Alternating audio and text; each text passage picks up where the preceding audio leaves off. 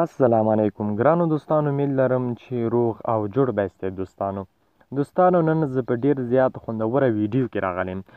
ویډیو د دې په اړه څنګه کولی شو موږ د آی ډي لپاره کارت جوړ کړو، لکه څنګه چې تاسو په سکرین پر مخ وینئ، یعنې دغسې کارت څنګه کولی شو موږ آی ډي ته جوړ کړو او دغه کارت چې دی څه فایده لري او څه ګټې لري.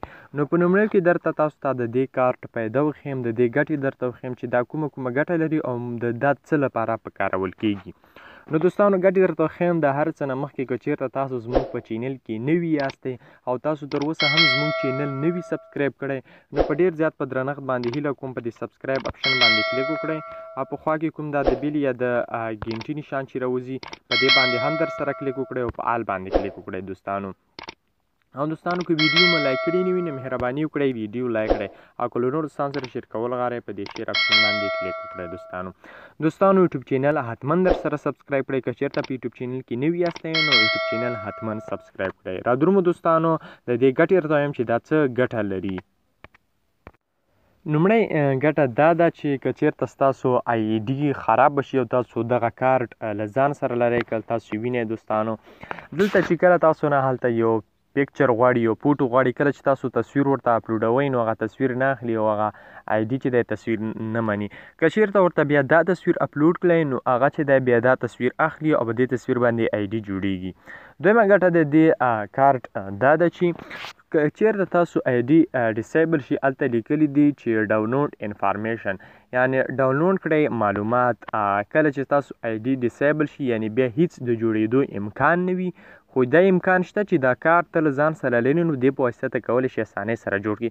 کله چې تا هغه د ډاونلوډ انفارمیشن ډاونلوډ کوئ نو هغه د 3 جی بي انټرنیټ غواړي او کله چې تا سره دا کارت وي صرف دغه ورته ګیلرۍ نه اپلوډ کړه نو ستا آی ډي چې به دی جوړه شي او د دې سره ډسیبل آی ډي هم جوړولی شي. نو دوستانو را درومو چې دا کارت موږ څنګه جوړولی شو. نو دوستانو هر څه نه مخکې به تاسو کروم بروزر ته راشئ. دغه کروم بروزر دوستانو تاسو وینئ په ډسکرپشن کې به ما یو لینک پرېښی وي، د هغه لینک په تاسو ورکړئ. فیسبوک آی ډي کارت ګیلري د دې لینک په ما پرېښی وي په ډسکرپشن کې، له هغه ځای تاسو کولی شئ چې اسانۍ سره په دې باندې کلیک وکړو، ډایرکټ به تاسو دې ځای ته راولي. دوستانو کله مو چې دلته کلیک وکړو لږ صبر به ورته وکړو. دغسې یوه سهاره خلاصېږي دوستانو. دلته به تاسو په یو باندې کلیک وکړئ، مثلا په دې نومړي باندې ما کلیک وکړو. لږ صبر ورته کوو تر څو دی راخلاص شي. دوستانو چې کله راخلاص شو دا به ښه تاسو ته رانږدې کړم. دغه شنه کرښه کې علامه تاسو وینئ دوستانو، په دې باندې به کلیک وکړئ. لږ صبر به ورته وکړئ تر څو هغه زموږ کارت موږ ته جوړ شي. ګوره اوس دوستانو خپل کارت په ګورو. لږ صبر ورته کوو تر څو دا پاس کرښه پای ته ورسېږي دوستانو.